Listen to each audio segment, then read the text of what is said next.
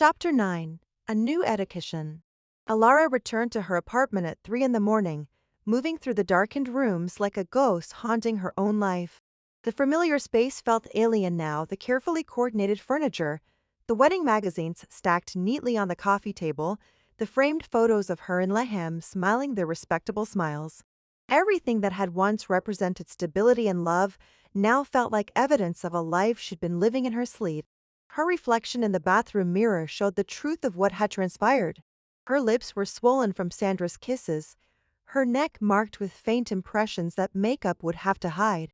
But it was her eyes that told a real story. They held a knowledge now that couldn't be unlearned, a hunger that had been awakened and would never again be satisfied by half measures.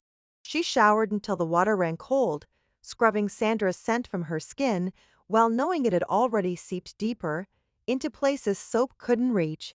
The silk restraints had left the faintest marks on her wrists, barely visible lines that felt like Sandra's signature written on her flesh. When she finally slipped into bed beside Liam's sleeping form, she might as well have been lying next to a stranger. His familiar presence, once comforting, now felt like a weight pressing down on her chest. He stirred as she settled against the sheets, his arm automatically seeking her waist in the unconscious gesture of long-term intimacy. "There you are," he mumbled sleepily. "Thought I heard you come in. Work ran late." The lie came so easily it frightened her. Sarah needed help with her presentation for tomorrow. You know how she gets when she's nervous.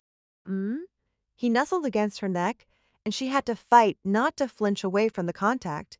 "You smell different, new perfume." Her heart hammered against her ribs, but his voice already carried the drowsy edge of someone sliding back toward sleep. "Borrowed some from Sarah. Go back to sleep."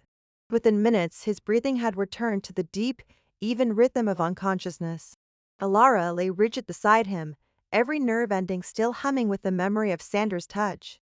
The guilt should have been crushing. She'd just betrayed the trust of a man who loved her without reservation, who'd never given her reason to doubt his devotion. Instead, she felt more alive than she had in years.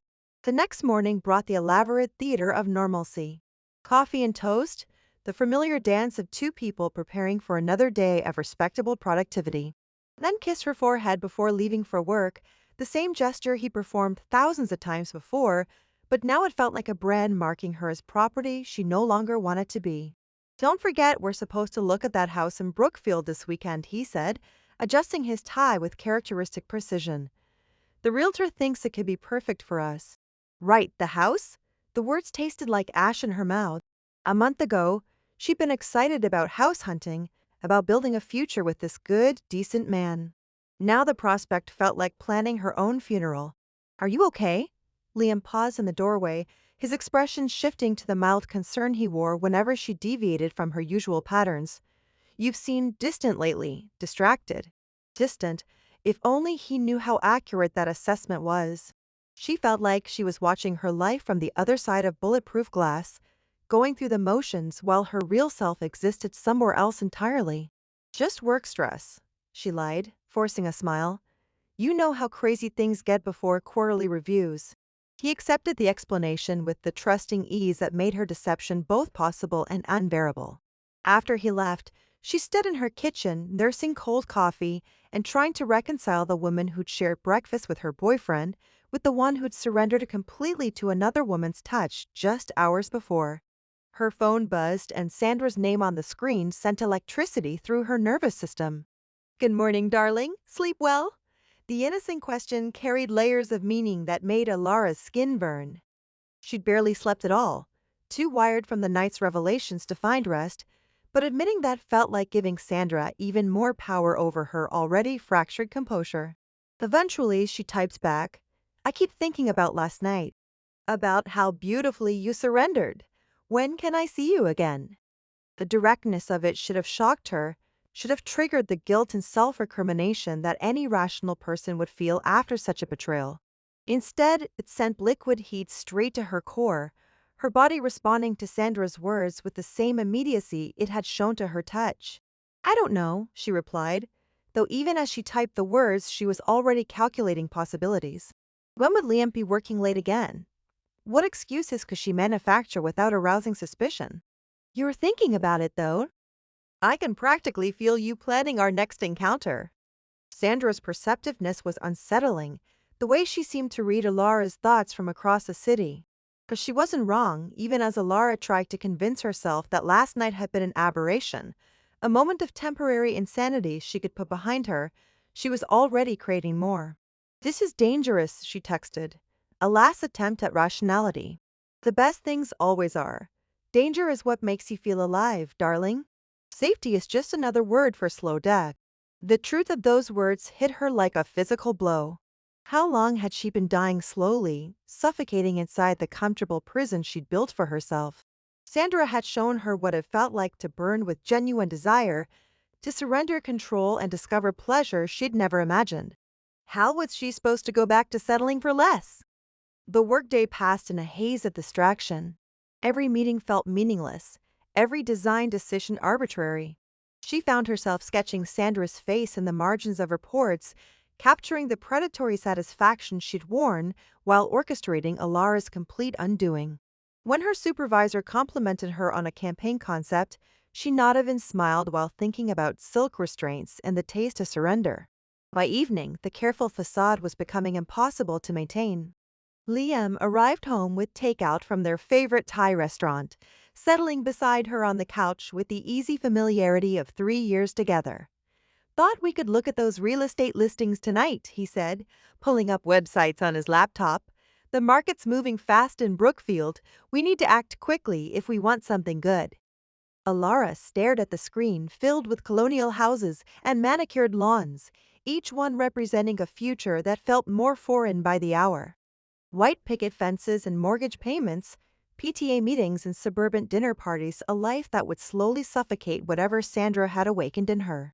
They're all lovely, she heard herself say, though the words felt like they belonged to someone else. This one has a great kitchen, Liam continued, his enthusiasm genuine and heartbreaking. And look at that master bedroom, plenty of space for the king-size bed we've been talking about. The mention of bedroom sent her mind careening back to Sandra's apartment, to dark silk sheets and the feeling of being completely consumed by desire. Liam's hypothetical king-size bed would never be the site of the kind of passionate surrender she'd experienced the night before. It would be another piece of respectable furniture in their respectable life, witness only to the kind of careful, quiet intimacy that left her feeling empty inside. Alara? Liam's voice carried concern now. You're not responding to anything I'm showing you. Sorry, she said, forcing herself to focus on the screen. It's beautiful. They're all beautiful.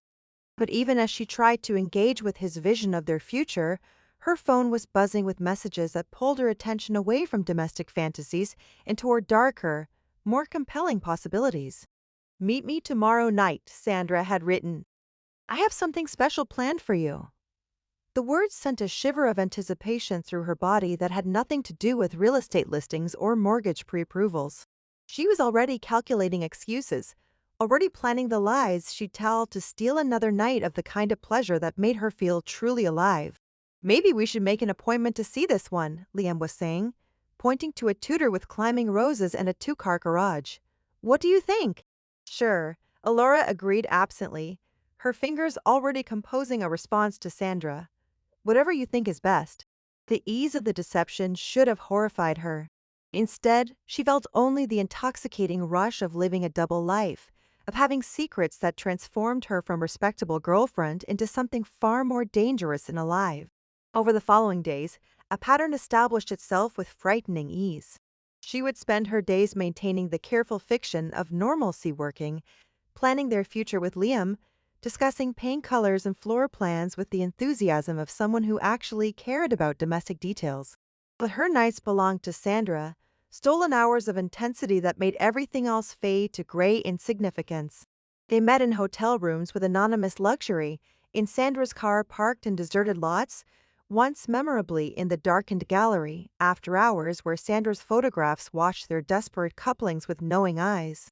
Each encounter pushed Alara further from her former self, teaching her new vocabularies of pleasure and surrender that had no place in her respectable life. You're becoming addicted, Sandra observed one evening, her fingers tracing patterns on Alara's bare skin as they lay tangled in hotel sheets. I can see it in your eyes the way you need this now. Need me? She was right, of course. The careful life Alara had built with Liam was becoming increasingly unbearable. A series of performances she gave for an audience of one while her real self existed only in these stolen moments with Sandra. The addiction was total, consuming, transforming her into someone she barely recognized. What am I going to do? Alara whispered, the question torn from somewhere deep in her chest. I can't keep living like this. Then don't, Sandra replied with characteristic directness. Choose, darling. Choose what makes you feel alive instead of what makes you feel safe. But choosing meant destroying everything she'd built, hurting a man who'd never been anything but kind to her, admitting to herself and the world that the life she'd been living was a lie. The thought terrified her even as it thrilled her, the prospect of complete honesty both liberating and devastating. As if sensing her internal struggle, Sandra's touch became more possessive, more demanding. You belong to me now, she whispered against Alura's throat, body and soul. The sooner you accept that, the sooner you can stop pretending to be someone you're not. The words should have been alarming, should have triggered some instinct for self-preservation. Instead, they felt like coming home, like finally hearing someone speak the truth she'd been too afraid to acknowledge. She was lost, completely and utterly lost. The woman who'd shared breakfast with Lem that first morning after Sandra's initial seduction no longer existed, replaced by someone who craved danger more than safety, passion more than stability. And with each passing day, the careful lies became harder to maintain, the respectable facade more difficult to sustain. Something would have to give soon, either her sanity or her secret. The only question was, which would crack first?